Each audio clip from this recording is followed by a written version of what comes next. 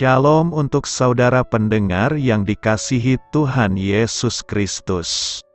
Selamat siang dan salam sejahtera untuk kita semuanya. Selamat datang kembali di renungan siang dan doa siang pada hari ini. Semoga saudara yang terkasih dalam keadaan sehat selalu. Kiranya damai dan sukacita Roh Kudus melimpah di dalam hati dan pikiran saudara saat ini. Sebelum kita mulai renungan pada siang hari ini, marilah kita bersama-sama berdoa. Bapa di kerajaan sorga, terima kasih atas penyertaan yang Engkau berikan kepada saya atas siang hari yang indah ini. Terima kasih telah memberi saya kesempatan untuk selalu dapat bersyukur atas segala pekerjaan yang aku kerjakan. Maka dari itu, saya mohon sertailah selalu diri ini sepanjang hari ini. Terima kasih atas berkat Tuhan hingga saat ini aku masih bisa merasakan kebaikan Tuhan dan buatlah agar bibirku selalu mengucap syukur kepadamu. Tuhan Yesus Kristus, terima kasih pada saat ini saya masih bisa bekerja. Tuhan, saat ini saya akan memulai pekerjaan saya. Berkatilah pekerjaan ini dan sertailah sepanjang saya selama bekerja pada hari ini, agar menjadi berkat bagiku, bagi keluargaku dan juga tempat saya bekerja. Berkati seluruhnya di siang hari ini agar berjalan dengan baik dan menjadi berkat untuk kami jalani bersama dengan anak Tuhan yang lainnya. Dalam nama Tuhan Yesus, aku berdoa. Amin. Sahabat pendengar sekalian, bacaan renungan dan ayat temas Alkitab renungan kita siang hari ini dimulai.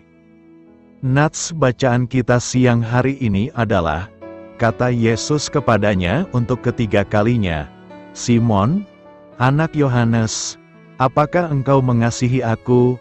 Petrus pun merasa sedih karena Yesus berkata untuk ketiga kalinya, apakah engkau mengasihi aku? Dan ia berkata kepadanya, Tuhan, engkau tahu segala sesuatu. Tertulis di dalam kitab Yohanes 21 ayat 17, judul renungan kita hari ini adalah Hubungan dan Alasan. Bacaan kita pada siang ini terambil dari kitab Yohanes 21 ayat 5 sampai dengan ayat 13. Kata Yesus kepada mereka, Hai anak-anak, adakah kamu mempunyai lauk pauk? Jawab mereka, Tidak ada. Maka kata Yesus kepada mereka, tebarkanlah jalamu di sebelah kanan perahu, maka akan kamu peroleh. Lalu mereka menebarkannya, dan mereka tidak dapat menariknya lagi karena banyaknya ikan. Maka murid yang dikasihi Yesus itu berkata kepada Petrus, Itu Tuhan. Ketika Petrus mendengar bahwa itu adalah Tuhan, maka ia mengenakan pakaiannya, sebab ia tidak berpakaian, lalu terjun ke dalam danau. Murid-murid yang lain datang dengan perahu, karena mereka tidak jauh dari darat, hanya kira-kira 200 hasta saja, dan mereka menghela jala yang penuh ikan itu. Ketika mereka tiba di darat, mereka melihat api arang dan di atasnya ikan dan roti. Kata Yesus kepada mereka, bawalah beberapa ikan yang baru kamu tangkap itu. Simon Petrus naik ke perahu lalu menghela jala itu ke darat, penuh ikan-ikan besar, 153 ekor banyaknya, dan sungguh pun sebanyak itu. Jala itu tidak koyak.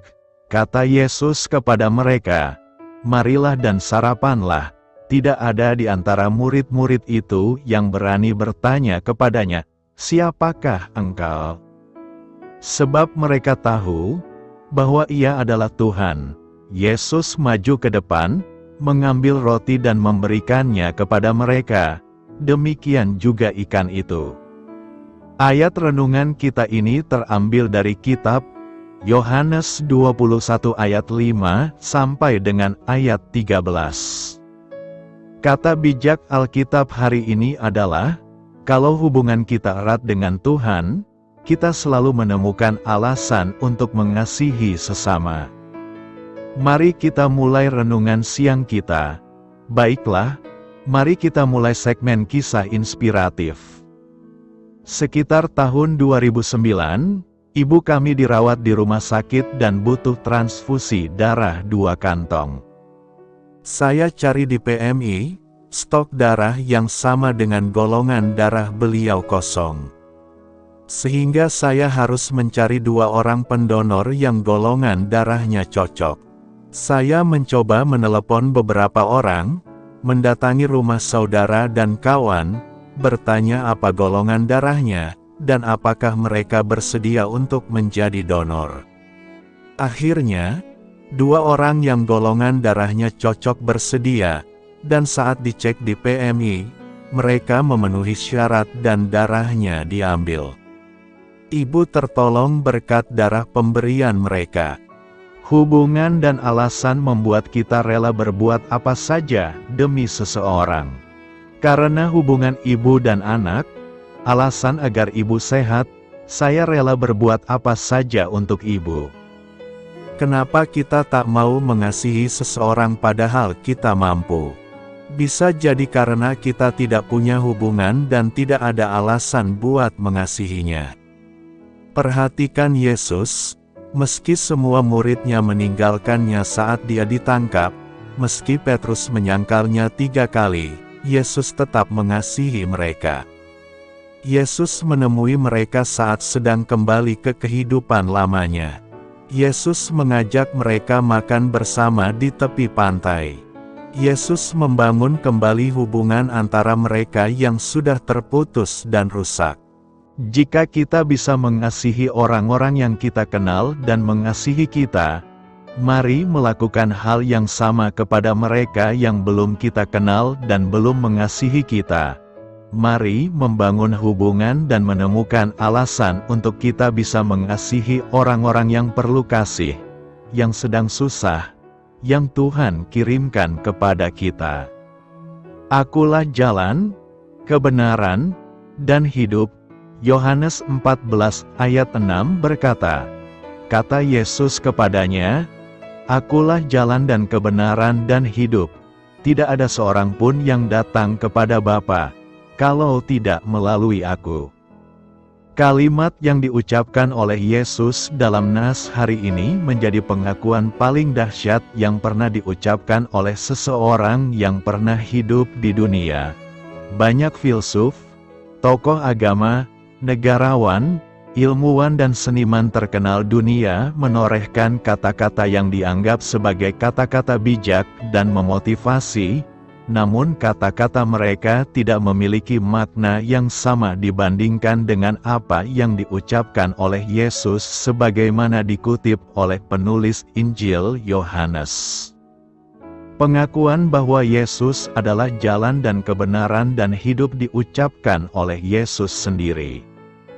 Sebuah sebutan atau gelar yang dia sandang yang menunjukkan bahwa Dialah sesungguhnya satu-satunya perantara jalan kepada Bapa di surga, yaitu jalan keselamatan kekal bagi yang percaya kepada Dia. Dan keselamatan tidak ada di dalam siapapun juga selain di dalam Dia. Sebab di bawah kolong langit ini tidak ada nama lain yang diberikan kepada manusia yang olehnya kita dapat diselamatkan. Dia adalah juga kebenaran sebab semua firman yang diucapkannya dalam Alkitab berisi kebenaran adanya. Kebenaran yang menguduskan manusia dari dosa sehingga memperoleh pengampunan dan diperdamaikan kembali dengan Allah. Kuduskanlah mereka dalam kebenaran firman-Mu adalah kebenaran. Mengenal Dia secara pribadi, mengakuinya sebagai Tuhan dan Juru Selamat, meninggalkan dosa dan mengimani kebenaran firman-Nya dalam Alkitab akan membawa siapapun kepada kekekalan hidup yang disediakannya. Karena begitu besar kasih Allah akan dunia ini, sehingga Ia telah mengaruniakan Anak-Nya yang tunggal, supaya setiap orang yang percaya kepadanya tidak binasa, melainkan beroleh hidup yang kekal. Apa maksud dari perkataan Yesus ini? Pertama, sebagai jalan, Yesus adalah gembala yang baik yang memberikan nyawanya bagi domba-dombanya. Yohanes 10 ayat 11 menulis, "Akulah gembala yang baik. Gembala yang baik memberikan nyawanya bagi domba-dombanya. Dia adalah gembala yang membuka jalan bagi domba-dombanya. Dia memanggil nama domba-dombanya dan domba-dombanya mengikuti Dia karena mengenal suaranya." Oleh sebab itu nama kita harus terdaftar dalam kitab kehidupan di sorga. Pada ayat 3-5 dikatakan, untuk Dia penjaga membuka pintu dan domba-domba mendengarkan suaranya, dan Ia memanggil domba-dombanya masing-masing menurut namanya dan menuntunnya keluar. Jika semua dombanya telah dibawanya keluar, Ia berjalan di depan mereka dan domba-domba itu mengikuti Dia, karena mereka mengenal suaranya. Tetapi seorang asing pasti tidak mereka ikuti, malah mereka lari daripadanya, karena suara orang-orang asing tidak mereka kenal. Jadi jika kita mau tahu jalan ke rumah Bapa, kita harus mendengar suara gembala, yaitu firman Tuhan, dan mengikuti Dia. Kedua, sebagai kebenaran, Yesus sudah rela menjadi korban sebagai anak domba. Dalam Yohanes 1 ayat 29 memperkenalkan pribadi Yesus. Pada keesokan harinya Yohanes melihat Yesus datang kepadanya dan ia berkata, "Lihatlah anak domba Allah, yang menghapus dosa dunia. Dia yang tidak berdosa sudah menjadi korban bagi kita supaya kita yang berdosa dibenarkan oleh Allah." Surat 2 Korintus 5 ayat 21 menyebutkan, Dia yang tidak mengenal dosa telah dibuatnya menjadi dosa karena kita, supaya dalam Dia kita dibenarkan oleh Allah. Ketiga, sebagai hidup, Yesus adalah roti hidup. Firman Tuhan mengatakan bahwa roti hidup yang Dia berikan adalah daging-Nya sendiri. Sehingga setiap kita yang memakan daging dan meminum darah-Nya, maka kita akan hidup. Daging dan darah-Nya bagi kita sekarang adalah setiap kali kita menerima perjamuan kudus, persekutuan dengan tubuh dan darah-Nya. Yohanes 6 ayat 48-57 menulis, "Akulah roti hidup. Nenek moyangmu telah makan mana di padang gurun, dan mereka telah mati. Inilah roti yang turun dari sorga. Barang siapa makan daripadanya, ia tidak akan mati. Akulah roti hidup yang telah turun dari sorga. Jikalau seorang makan dari roti ini, ia akan hidup selama-lamanya, dan roti yang kuberikan itu ialah dagingku, yang akan kuberikan untuk hidup dunia." Kita patut bersyukur kepada Tuhan, karena Dia sudah membuka jalan bagi kita untuk sampai kepada rumah Bapa di sorga. Dia sudah menjadi jalan, kebenaran dan hidup bagi kita. Oleh sebab itu, kita harus bekerja, percaya kepada Yesus yang telah diutus Allah untuk menjadi pengantara bagi kita. Karena itu, marilah kita tetap percaya kepada Yesus sebagai jalan, kebenaran dan hidup. Gembalakanlah domba-dombaku. Kita manusia adalah sama seperti bayi yang baru tumbuh dan berkembang, membutuhkan cara berjalan dan arah jalan kita. Kita butuh petunjuk dari Tuhan, jalan manakah yang hendak kita jalani dan bagaimanakah caranya agar kita bisa berjalan dalam jalan Tuhan itu. Dalam minggu ini, kita akan membahas tema, Gembalakanlah domba-dombaku. Suruhan ini pertama sekali disampaikan Yesus kepada Petrus. Pertanyaan Yesus sampai 3 kali kepada Petrus, "Apakah engkau mencintai aku lebih dari mereka ini?" merupakan penanda bahwa pemberian tugas dan jabatan penting bagi Petrus bukanlah tanpa syarat. Yesus ingin mendengar secara langsung dari mulut Petrus syarat yang dituntut dari seorang gembala, yakni cinta akan Yesus. 3 kali Yesus menanyakan hal yang sama dan 3 kali pula dibalas Petrus dengan jawaban yang sama, "Aku mencintai engkau." Bahkan pada jawaban ketiga ia sampai menangis. Yesus bukan mengabaikan cinta rasul yang lain.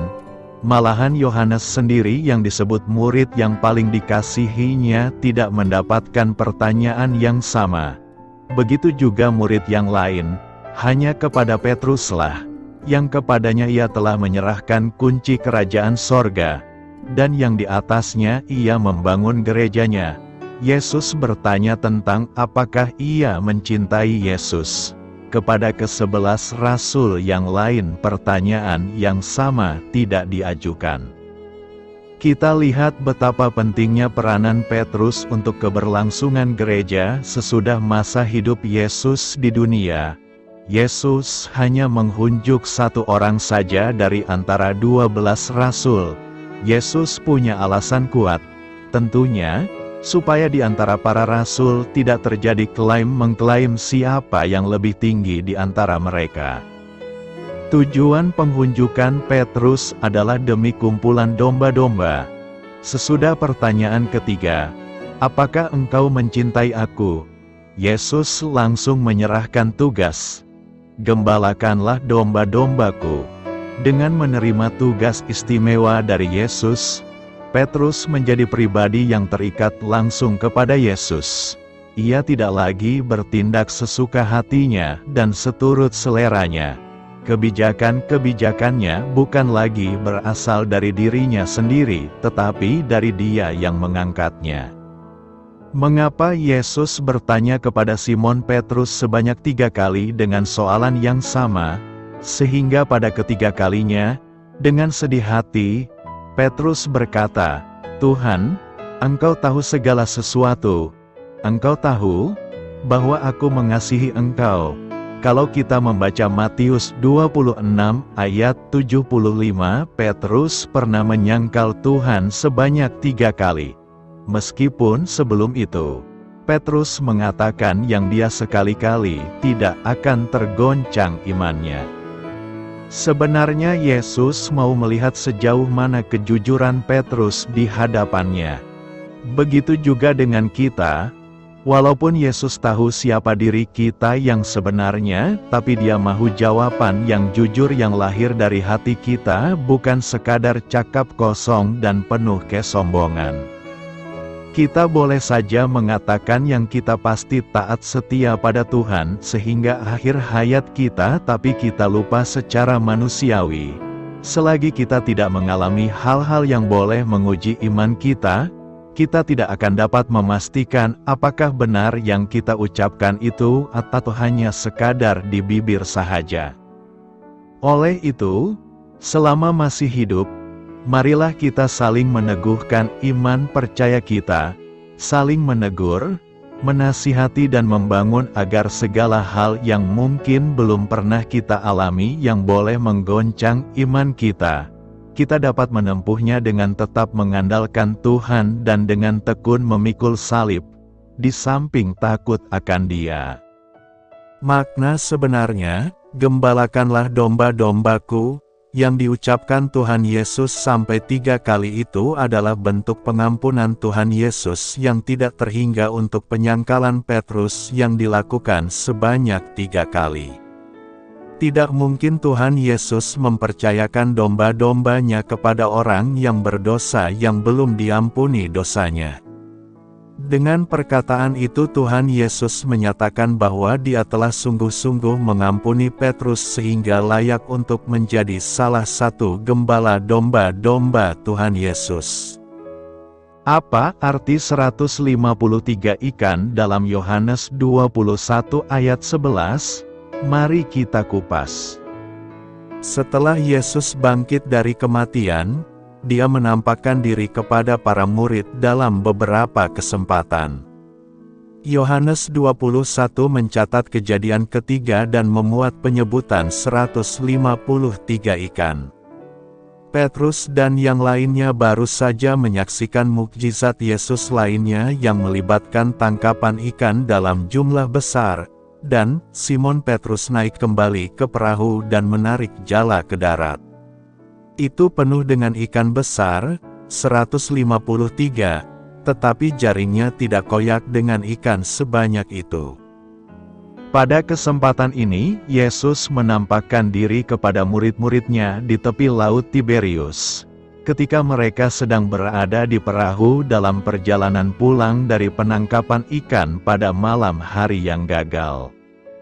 Yesus, yang belum mereka kenali, memanggil murid-muridnya dari pantai, menanyakan apakah mereka sudah menangkap ikan. Setelah para murid menjawab bahwa mereka tidak melakukannya, Yesus memerintahkan mereka untuk menebarkan jala mereka di sisi kanan perahu. Mereka melakukannya, dan mereka menangkap begitu banyak ikan dalam jaring, sehingga mereka tidak dapat membawa jala itu masuk. Yohanes segera menyadari bahwa pria di tepi pantai itu adalah Yesus, dan dia memberitahu Petrus. Petrus melompat ke dalam air, mungkin untuk berenang ke pantai guna melihat Yesus. Sementara itu, murid-murid yang lain datang dengan perahu, yang jaraknya hanya sekitar 200 hasta, atau 100 yard, dari pantai.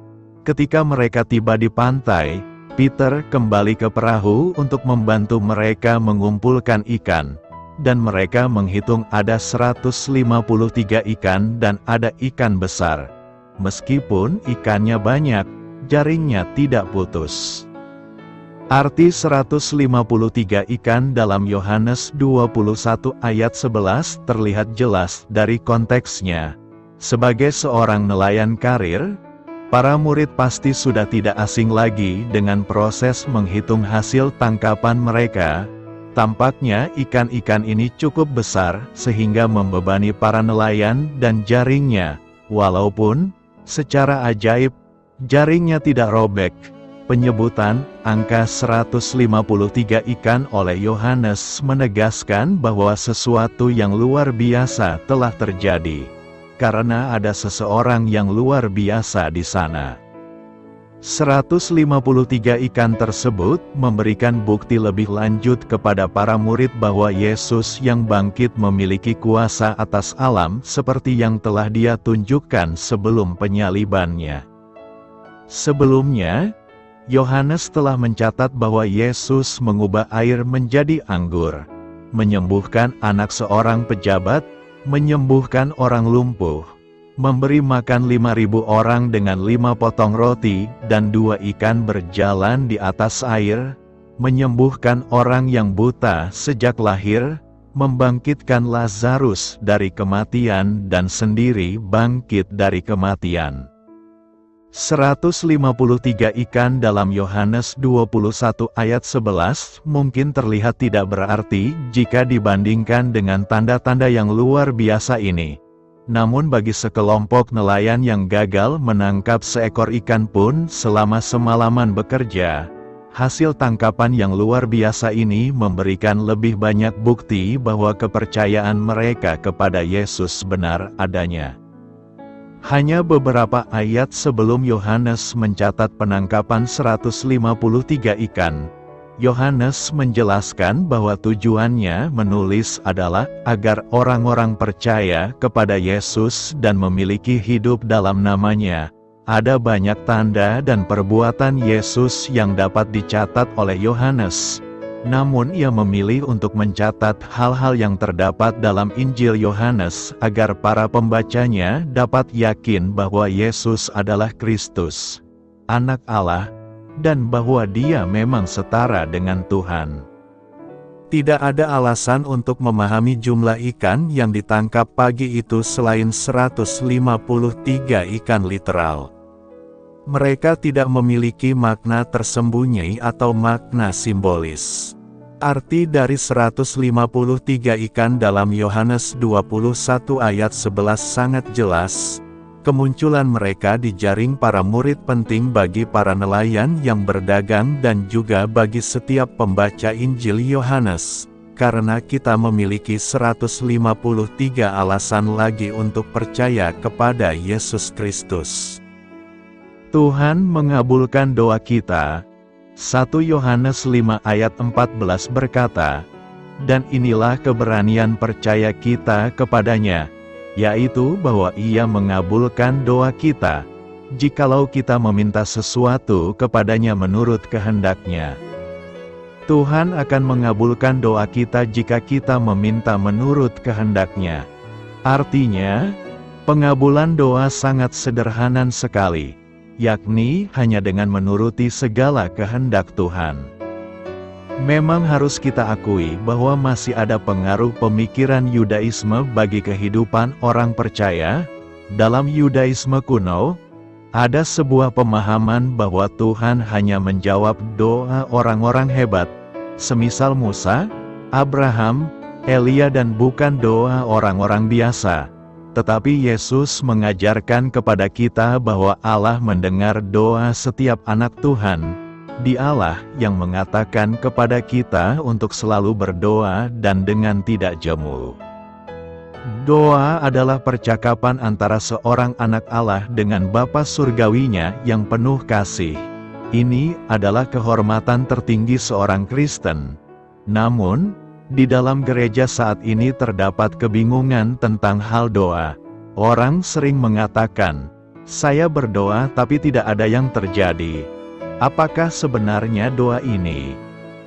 Persoalan kita adalah, mengapa Tuhan tidak mengabulkan doa-doa kita? Ada beberapa alasan mengapa Tuhan tidak mengabulkan doa-doa kita, yakni: pertama, karena kita tidak mengenal Tuhan dengan baik dan benar.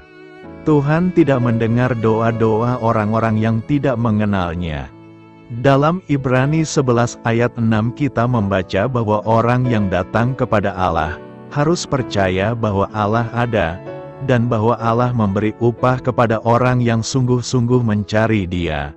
Dia menunjuk kepada Allah, yang kudus dan paling bijaksana, bukan dewa buatan manusia. Tuhan dalam Alkitab mendengar doa orang-orang yang percaya kepadanya dan berjalan dalam ketaatan kepadanya. Pemazmur menulis, "Seandainya ada niat jahat dalam hatiku, tentulah Tuhan tidak mau mendengar."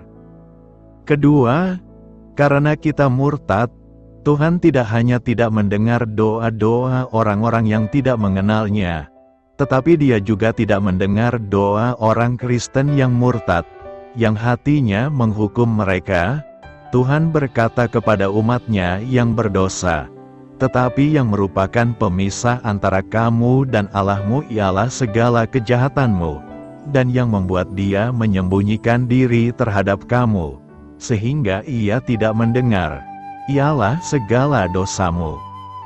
Ketiga, karena kita tidak mendekati Tuhan sebagai anak-anak Allah. Agar doa kita dikabulkan Tuhan, kita harus menganggap diri kita sebagai anak-anak Allah dalam mendekati Allah. Ketika kita datang kepada Allah dalam doa, kita harus memiliki keyakinan bahwa Dia menerima kita serta doa-doa kita. Dalam 1 Yohanes 5 ayat 13 kita membaca, "Semuanya itu kutuliskan kepada kamu, supaya kamu yang percaya kepada nama Anak Allah, tahu bahwa kamu memiliki hidup yang kekal." Jika kita memiliki hidup yang kekal, kita telah menjadi anak-anak Allah. Itu adalah hal penting yang perlu kita ketahui, karena jika kita tidak memiliki pemahaman itu, kita tidak bisa datang kepada Tuhan dalam keyakinan. Karena Allah adalah Bapa Surgawi kita bebas untuk datang kepadanya seperti anak duniawi datang kepada ayah duniawinya. Kita dapat melakukannya dengan keyakinan karena, sebagai anak-anak Allah, kita mengasihi Dia dan Dia mengasihi kita. Allah sangat senang menyambut kita di hadapan-Nya. Dengan kata lain, sebagai anak-anak Allah, telinganya tersedia kapan saja. Hal yang luar biasa. Telinga Tuhan terbuka untuk doa-doa kita. Keempat, karena doa kita tidak menurut kehendak Tuhan. Agar doa menjadi efektif, itu harus sesuai dengan kehendak Allah. Dengan kata lain, Tuhan tidak akan mendengar doa yang berada di luar atau bertentangan dengan kehendak-Nya yang dinyatakan. Misalnya, ketika Nabi Nathan datang kepada Daud dan berkata, "Anakmu akan mati," Daud berdoa dengan berpuasa selama 7 hari. Namun tidak ada yang terjadi dan anak itu meninggal. Tuhan tidak mendengar doa Daud karena itu berada di luar dan bertentangan dengan kehendak Tuhan, yang sudah dinyatakan melalui Nabi Nathan. Berapa banyak orang berpikir bahwa berdoa adalah membujuk Tuhan untuk melakukan kehendak kita atau berusaha membuat Tuhan berubah pikiran. Tapi itu bukanlah doa. Doa berarti meminta Tuhan untuk melakukan kehendak-Nya yang kita terima. Dengan kata lain, ketika kita membuat kehendak Allah menjadi kehendak kita, keinginan kita akan terjadi karena itu adalah kehendak-Nya, dan kehendak-Nya selalu terjadi. Jika kita dapat memahami kebenaran ini, kita dapat menghindari banyak kebingungan dan mulai berdoa dengan benar. Doa adalah berkata kepada Bapa Surgawi kita, "Jadilah kehendak-Mu." Doa adalah berkata kepada Allah, "Bukan kehendak saya tapi kehendak-Mu yang terjadi." Doa yang benar memuliakan Allah. Karena itu, berdoalah seturut dengan kehendak Tuhan, bukan sesuai dengan kehendak kita. Selamat berkarya untuk Tuhan. Selamat memulai karya dalam minggu ini untuk Tuhan. Doa saya menyertai saudara sekalian. Saya memberkati Anda agar sewaktu Anda mencarinya dari Dia, Bapa Surgawi Anda akan memberikan bagi Anda roti harian Anda.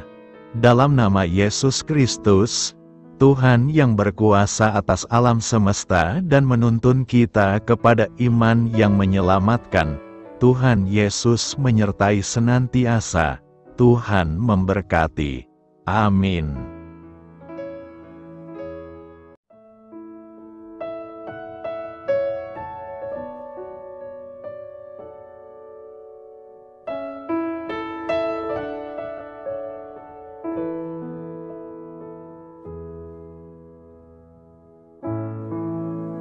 Demikianlah renungan firman Tuhan pada siang hari ini. Semoga menjadi kekuatan di dalam hidup kita dan menjadikan kita pribadi yang lebih sukses. Sebelum kita memulai aktivitas hari ini, marilah kita berdoa. Bapa kami yang ada di sorga, terima kasih atas kasih dan kebaikan Tuhan yang begitu besar buat kami. Tuntunlah perbuatanku agar di sepanjang hari ini saya bisa bekerja sebaik-baiknya, tidak pernah jemu menolong sesama, selalu ramah dan tahu terima kasih, menghayati iman dan mengamalkannya dengan sekuat tenagaku. Semua ini saya sampaikan kepadamu, dengan pengantaraan Kristus, Tuhan kami. Allah, Bapa kami bersyukur kepadamu, bahwa dengan bekerja kami boleh ambil bagian di dalam karya-Mu mensejahterakan dan membahagiakan umat manusia. Kami mohon bimbingan-Mu dalam melaksanakan pekerjaan kami hari ini. Bimbinglah kami agar sanggup bekerja dengan semangat kasih, dengan riang, rajin dan jujur. Terima kasih, Tuhan. Amin. Dalam nama Tuhan Yesus Kristus Tuhan dan Juru Selamat kami, Bapa kami yang baik, kami mengucap syukur dan berdoa. Amin. Biarlah firman Tuhan menjadi pengingat untuk kita semua, bahwa tuntunan dari Roh Kudus akan selalu memberi jalan keluar bagi setiap permasalahan hidup kita, dan memberi kedamaian di hati kita. Amin.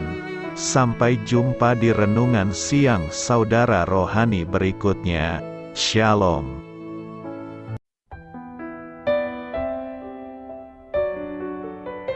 Halo untuk semua pendengar saudara rohani yang terkasih di dalam nama Tuhan Yesus Kristus dimanapun berada. Mari dukung kami, tim redaksi Renungan Harian Saudara Rohani, dengan cara memberikan bantuan, kritik dan masukan. Saudara dapat memberikan masukan melalui kolom komentar di bawah atau mengirim kepada kami langsung melalui email yang tertera di layar Anda, saudararohani@gmail.com.